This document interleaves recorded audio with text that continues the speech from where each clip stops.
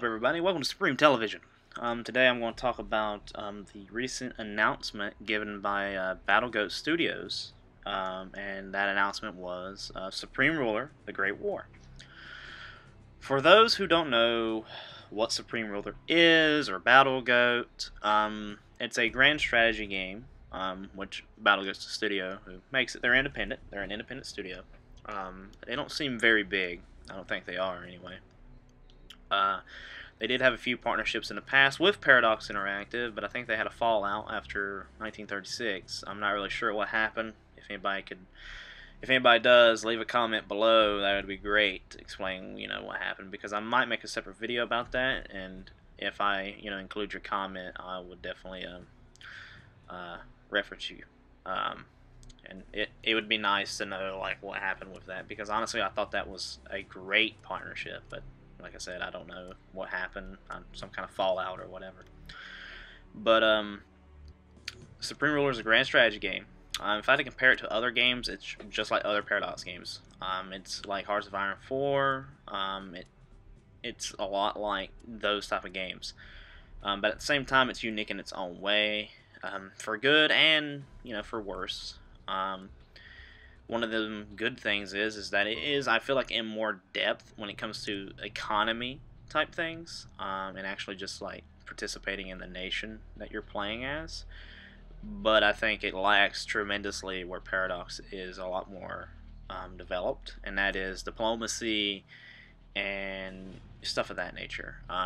You could do. It's fun playing Paradox games because 9 times out of 10 you can make a socialist, nation, or you can become a democratic nation, a dictatorship, or whatever.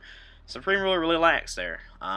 There's only 2 type of government types that you can actually become as you're playing, which is dictatorship, and I think there was another one.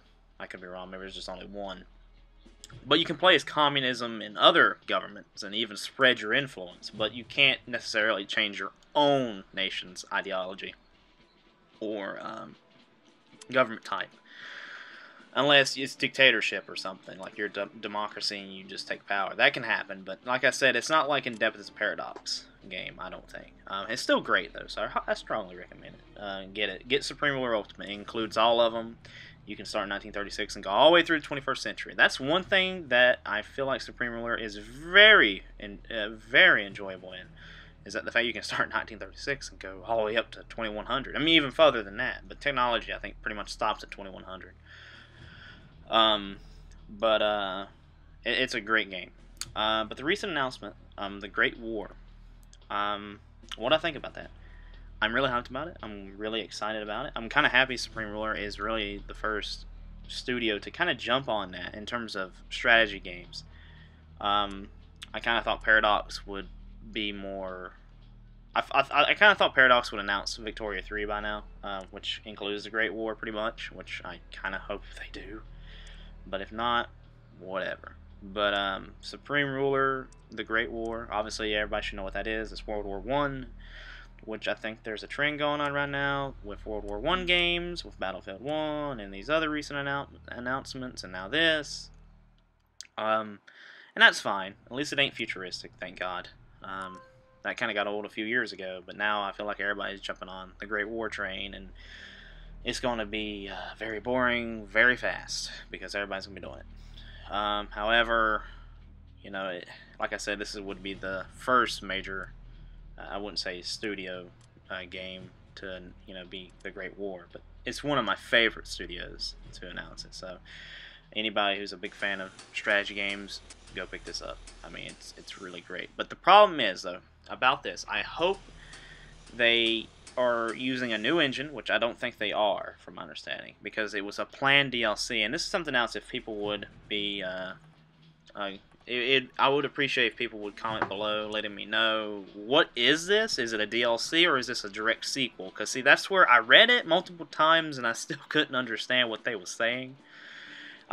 They was like, well, it was a DLC, but now it's going to be a direct sequel. But he still made it seem like it was a DLC because he said it was going to go through the 21st century again, which that's awesome. I'm glad they're doing it. It'd be cool to start during World War I and go all the way up through the 21st century. However, it still sounds like that could be a DLC for for the Supreme Ruler Ultimate, they just throw the Great War in there. I don't know. I hope it kind of isn't a DLC, though. I'd rather it be a standalone game that does include that, all the way through the Cold War and stuff, but more optimized, because 2010, 2020, and Cold War and 36 I thought were pretty optimized games. However, the recent one, the Ultimate Edition, well, isn't, but it probably was expected just because they included, well, all their games.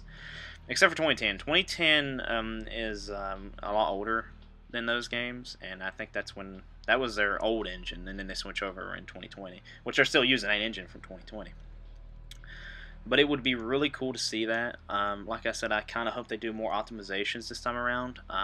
The game is more of managing and conquering. That's really Supreme Ruler Ultimate is. I feel like the older ones were more focused on diplomacy, which I kind of hope they go back to that in the new one, the Great War. If they could do that and optimize it and encourage nations to make alliances more, I would be super happy. But we'll see. They're independent. By the way, I am subscribed to Blue Drake 42, so for any of y'all who know that guy, yes, I do watch his videos. But anyway, that's what I wanted to talk about. Very quick video, brief video over what Supreme Ruler is and the Great War. Anyway, hit that subscribe button, hit the like button, and thank y'all for watching. Peace.